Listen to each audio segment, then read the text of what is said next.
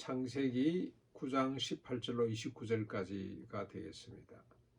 홍수 이후의 인간입니다. 홍수 이후의 인간이라 그래봐야 노아와 그의 아내 그리고 세 아들과 자부들 8사람입니다. 그런데 오늘 4사람이 등장합니다. 노아와 그의 아들 셈과 함과 야벳에 대한 이야기입니다. 이 이야기를 보면 참 기가 찹니다. 홍수로 하나님이 이 땅의 모든 인간들 그리고 모든 생명체 심판을 하셨습니다. 그러면 홍수 이후에 인간이 달라졌을까? 생각하는 모든 것이 항상 악할 뿐임을 아시고 하나님이 홍수로 인간을 심판하셨는데, 그러면 심판 이후에 인간들은 뭔가 정신을 차리고 하나님을 경외하고 하나님 뜻대로 살았는가 라고 보면 전혀 그렇지 못하다는 사실을 알게 됩니다. 다시 이제 땅에 정착한, 그리고 생육하고 번성해서 땅에 충만이시라고 하는 하나님의 축복을 받은 인간들이 노아가 농사를 지으면서 살다가 하루는 포도주를 잔뜩 마시고 술이 취해서 하체를 벌거벗고 아마 정신이 없어서 그랬겠죠. 종종 술 취한 사람들 중에 이런 사람들이 있잖아요. 하체를 드러내고 자고 있었습니다. 그때 함이 그 모습을 보고 먼저 보고 가서 어쩝니까? 자기 형제들 앞에 아버지를 막 조롱합니다. 저 아버지 봐라, 아버지. 아버지가 저렇게 있다. 그랬더니 두 형제가 셈과 야벳이 이불을 취해서 뒷걸음질래, 아버지 하체를 보지 않기 위해서 뒷걸음질해서, 원래는 에덴 동산에서 벌거벗고 있었는데 이제 인간이 범죄하고 난 이후부터는 하체를 보는 것 자체가 이제 부끄러운 일이고 그게 참 저주스러운 일이라 뒷걸음질해서 아버지 하체를 가려드렸습니다. 술이 깨고 난 뒤에 이 노아의 모습이 이게 이제 참 기가 찬 내용이죠. 보통 아버지 같으면 어찌 됩니까? 좀 더 참 하나님을 경외하는 아버지라면, 홍수를 경험한 아버지라면, 야 임마 니도 나이 들어봐라. 술 취하면 이리 정신이 없어지고 힘이 없어져서 벗었는지 입었는지를 모른다. 아빠도 아버지도 조심할 테니까 네가 그렇다고 막 그걸 조롱하고 알리고 그래가 되겠냐. 한마디 점잖게 꾸짖고 말아야 되죠. 그렇죠?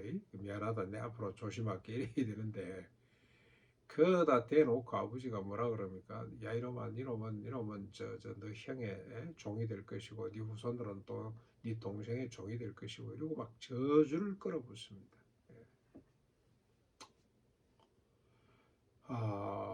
왜 이런가? 왜 이런가? 왜 함은 아버지의 실수를 비난하고 또 아버지는 그 사실을 알고 그 사랑하는 아들에게 저주를 끌어붓는가? 이런 저주 해가 됩니까? 왜 이랬습니까? 아무것도 변한 게 없죠. 노아 홍수 이전이나 이후나 인간은 변한 것이 없습니다. 거기서 거기입니다. 조금 반성을 하고 후회를 합니다만은 또 돌아가서 술 취하고 그리고 부자 간에 서로 원망하고 저주하고 이러고 있습니다. 그런데 함과 야벳과 노아의 관계, 그리고 노아와 함의 관계를 보면 조금 끄림직하죠. 그렇죠? 함이 어쩌다 이리 됐을까? 그래서 함은 가나안 족속의 족장이 되죠. 중동 지역의 족장이 되는 겁니다. 그렇죠? 셈은 히브리계의 족장이 되는 거고, 함과 노아가 어쩌다 이런 관계가 됐을까? 근데 이게 하루아침에 된 건 아니겠죠. 평소에 감정들이 쌓이고, 왜 감정들이 쌓입니까? 서로 생각이 달라서 늘 마찰하고 있다가 아마 이렇게 폭발됐을 것 같아. 아버지에 대한 원망과 아버지에 대한 분노가 가득 차 있다가 실수를 보고 함은 그걸 침소봉대한다 그럴까? 크게 부풀리는 거고, 아버지는 또 그걸 못 견뎌서 막 평소에 늘 감정을 갖고 있던 것이 폭발해서 아들을 막 저주해 버리는 거죠. 이건 하나의 사건입니다. 그렇죠? 계기가 됐고 그 이전부터 두 사람 사이의 갈등이 깊었다고 보면 되겠습니다. 무슨 갈등이었을까를 생각해 보면 성경에서 직접 언급하지 않는 것은 하나님 우리에게 주신 시성으로 또는 이렇게 한번 정리해 보는 것이 필요한데, 아마 평소에 아버지는 홍수를 경험했기 때문에 홍수 이전의 삶을 알잖아요. 사람들이 먹고 마시고 시집가고 장가가고 그리고 내피림이 되기 위해서 힘쓰고 그래서 모든 생각하는 바가 악할 뿐임을 이 노아는 잘 알았을 겁니다. 그래서 하나님께서 원하시는 것은 우리가 평범하게 경건하게 그냥 농사 지으면서 사는 것, 일용할 양식으로 만족하며 사는 것이 이게 우리가 인간이 마땅히 살아야 될 길이다라고 늘 강조를 했을 것 같고, 그러면 셈과 야벳은 그 이야기를 듣고 고개를 끄덕이며 아버지 그런 것 같습니다. 우리 그냥 검소하게 단순하게 그렇게 하나님을 경외하면서 삽시다 하고 동의가 됐는데 함은 동의가 잘 안 된 것 같아요. 네. 네피림을 경험을 했고 멋있는 문화를 경험을 했고 아버지 왜 우리가 여기 살아야 되냐? 우리도 도시를 만들고 다시 한번 시작해보자. 큰 꿈을 좀 갖자. 비전을 가져라. 크게 뭐 좀 한번 해보자 말이지. 잘 살아보자. 왜 맨날 이러고 농사만 짓고 이렇게 살아 되겠냐? 아마 이런 이야기를 했을 겁니다. 과거에 홍수 이전에 인간의 찬란한 문화를 동경하면서 그러다가 아버지하고 마찰이 자꾸 생기다가 커져서 이렇게 서로 저주하는 관계가 돼버리고 만 거죠. 이 이후에 인간은 어떻습니까? 반성하고 개선되고 합니까? 그렇지 않습니다.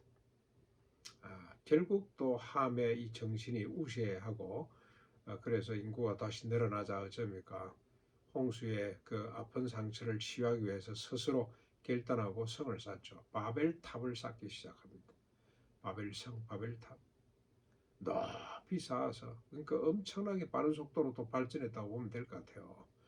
발전해서 높은 성을 쌓고 탑을 쌓고 다시는 홍수로 진멸됨을 우리가 당하지 말자. 그리고 시작이 됩니다.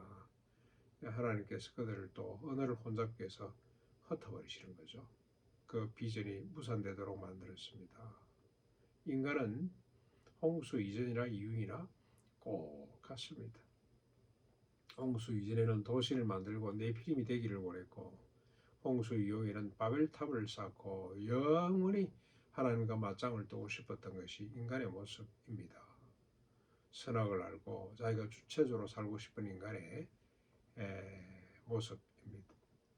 그래서 하나님께서는 다시는 홍수로 멸하지 않기로 약속을 하시기 때문에 시면에 흩어졌습니다만 그래도 하나님은 인간을 사랑하셔서 아브라함을 불러내시고 언약의 백성들로 이 인간을 다시 한번 더 축복하시기를 원하십니다. 네, 그래서 그 하나님의 뜻은 예수 그리스도에까지 연결이 되면서 하나님이 죄에 빠져서 참 흠한 짓을 하다가 서로 물고 뜯고 지옥 같은 삶을 살다가 결국 죽어서 지옥 갈 수밖에 없는 인간을 하나님이 다가오시고 사랑하시고 또 붙드셔서 하나님의 선한 사람으로 빚어가시는 이 모습을 오늘도 우리가 확인하면서 감사하는 하루가 될 수 있기를 바랍니다. 오늘도 우리를 놓지 않으시는 영원히 우리를 붙들고 계시는 하나님을 온전히 바라보는 그래서 늘 기쁨에 감사하는 우리가 될 수 있기를 바랍니다.